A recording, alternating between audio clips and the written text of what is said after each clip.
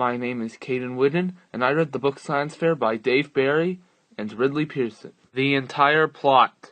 At the start of the story, we meet 5 large hairy men in the city of Kerpst, consisting of the president, Gurdankel the Strong, and his 4 vice presidents.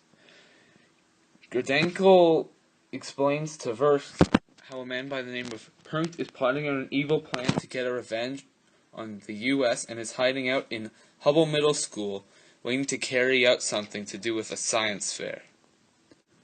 Now at Hubble Middle School, we meet Toby Harbinger, who is constantly bullied by the kids from Manor Estates, and throughout the story called Me Kids. After getting teased, he runs over to his friends Mika and Tamara, and they head to class where their teacher, Mr. Neckstrom, discusses the science fair coming up and its prize of $5,000, which is funded by the founder of the company called Transcend, named Lance Swingle. And for every prize thus far, a Me Kid has won. Most people expect the Me Kids to be cheating, as most of them are far dim-witted and extremely spoiled, so they do not do anything on their own.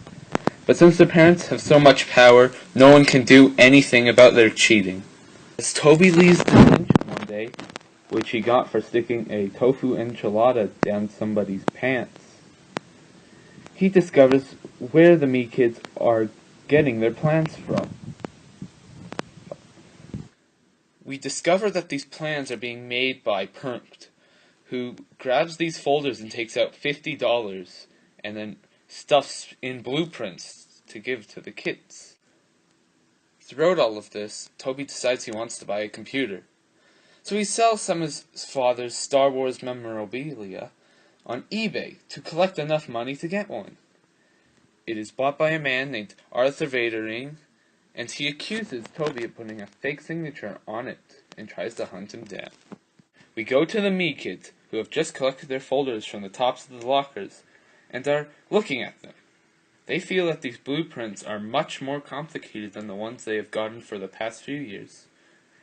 But when Toby runs into one of the Me Kids, papers go everywhere, and Toby gets a piece of one of the plans, confirming his suspicion that the Me Kids have been cheating. Toby is found by Vadurian and his hairy friend known as Wookie, and then gets chased. Toby drops his backpack to help himself escape from Wookie's grasp, which allows them to find his address. Vadurian basically blackmails Toby into telling him where all of this memorabilia is coming from. In order to get even more of it, Vadurian threatens Toby that he will call Toby's father and tell him about how he stole the memorabilia. Toby and his friends go to a store owned by a man named Sternabite, called the Science Nook, and go to collect some items for their science fair projects. The Me Kids are also in the store and kick Mika and Tamara out, while Toby hides in the back. Sternabite reveals to the Me Kids that he can follow the blueprints that have been given to him, but they require classified government technology. The Me Kids don't care. Gurdankel sends 2 of his vice presidents, Versk and another named Dmitri, to America in order to help Punkt, who has figured out that Toby has found out Punkt's secret plan of American destruction and may need assistance. Throughout their journey, we find out that Dmitri has a fascination for an item called smirk, which is a type of cheese, and he keeps it in his pocket at all times. When Toby gets to school the next day, his friend Brad Weppelmeyer tells him that he is going to make a mass amount of fizz, through 50 gallons of Coke, and a lot of Mentos. After several days, Vadurian and Wookie come back to Toby's house. They wish to have all of Toby's father's Star Wars items. They ask him to keep the back door unlocked so they can make it look like a robbery, even though it is anyways. Toby goes to the office of the school and meets with his principal, who is nicknamed the Hornet. He tells her of the information he has, and even a piece of paper from one of the Me Kids on their suspected cheating, and how they're actually doing it. The fire alarm goes off in the middle of this meeting, and everyone exits the school. When everyone else enters, the paper brought by Toby is missing, and the fire alarm is said to be pulled by Mr. P as he saw a gas coming out of Toby's locker. It is a plasma battery, and it says it is for Toby's robot, which he is not making. Toby says it was planted, but he gets suspended anyways from the school.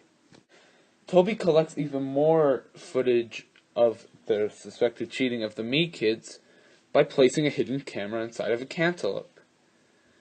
He presents this information with Micah and Tamara, and before even looking at the information, the Hornet suspends Tamara and Micah, who had nothing to do with collecting the information.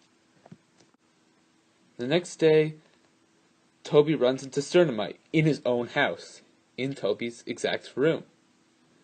Who knows, just like Punkt, that Toby knows of a plan about the science fair. Sternamite tries to help him by giving him a cloaking device and tells him to search around the school for any clues of why this classified technology is being used. When Sternamite leaves, Toby gets an anonymous email from someone to go to Jungle Norman's. Just after that, Versk and Demirci get a call from Punkt to go to the exact same location. The FBI have been following Versk and Demirci off of suspicion and go to Jungle Norman's as well. Toby is forgiven by Micah and Tamara, so they go to the Jungle Normans together. A package is accidentally exchanged between Demirci and Toby, so the FBI arrests everyone in the situation thus far and holds them in cells in a secret location. After being questioned many times, Toby gets some dump from Demirci, which he had received from an airplane fight from Kurpshkin. It makes Toby sick because of how cheap it is, so he has to go to the medical room. Toby manages to get a hold of his stuff, including a cloaking device that Sternabite had given him in order to get into Toby's room. Everyone begins to escape, and they run out a back door into an alleyway where they are chased by FBI agents. Demirci throws some of the smirk from his pocket into their eyes, and the gang continues to run. As these events happen, Vadurian and Wookiee enter Toby's home, and as the bendo, Herms hacks into a power grid and shuts it off. And Toby, Micah, Tamara, Versk, and Demirci find a Wienermobile and try to drive to Toby's school to save the city from these evil science fair projects that they're suspicious about. Toby's parents enter the house as the power went down and discover that Vadurian and Wookiee are in their home. They close the door shut using super glue and get into their Star Wars outfits. Toby's father in an Obi-Wan robe, and Toby's mother in a Princess Leia outfit. They beat Vadurian and Wookiee, and they're found by Toby, who is trying to warn his parents about the two freaks on his way to the school. They come along for the ride. Punkt takes down the power grid everywhere in the USA except Hubble Middle School. In fear, Lance Swingle tries to leave the fair in a helicopter, but gets hit by a Wienermobile ridden by Toby, his friends, his parents, and Versk and Demirci. They run into the science fair, but are fought by Swingle's goons when trying to unplug the projects. They activate Micah's frog levitation project, and both the goons and Micah's frog fly to the ceiling. Micah's frog gets stuck in the vents. Toby tries to hold them off with a Barbie doll from Tamara's project on plastic safety in the common household. But they get caught, but manage to activate Brad's Coca-Cola project and cause fizz to flood the entire room. Toby follows a dark figure into the back room of the gymnasium and sees Punkt, who was a janitor all along. Toby tries to fight Punkt, but gets tied up easily. Sternabite breaks into the room, and his tiny lock-picking spider, which he carries around in his pocket for special keeping, and then he attacks Punkt and fails. Toby manages to escape his threats with the Barbie doll from Tamara's project, and then Micah's frog falls onto Punkt's face. Toby gets Sternabite up, and together they take down Punkt and his plan to destroy America. Groddenko apologizes to the U.S. government and says it was all because his son was voted off of America's Got Talent for almost no reason. although it was his severe anger problems. Swingle is exposed by Sternobite for being a fraud, and the Transcend software that was made by Sternobite himself became hacked and unable to be used. Toby, his friends, Sternobite, and the frog that landed on Pernk's face all got medals for saving America. Brisk and Dimitri, who should have been arrested for criminal intent, are let go because they were too foolish to accomplish anything, and wanted to stay in America for the shopping channel that they had held close at heart. Perk is arrested but made to work for the government and its hacking services because of how intelligent he is. The Me Kids are banned from the science fair, and it creates a stereotypically happy ending with everything being perfect and trying to teach a lesson about terrorism being bad. My review of the science fair. I found science fair to be very interesting in a weird kind of way.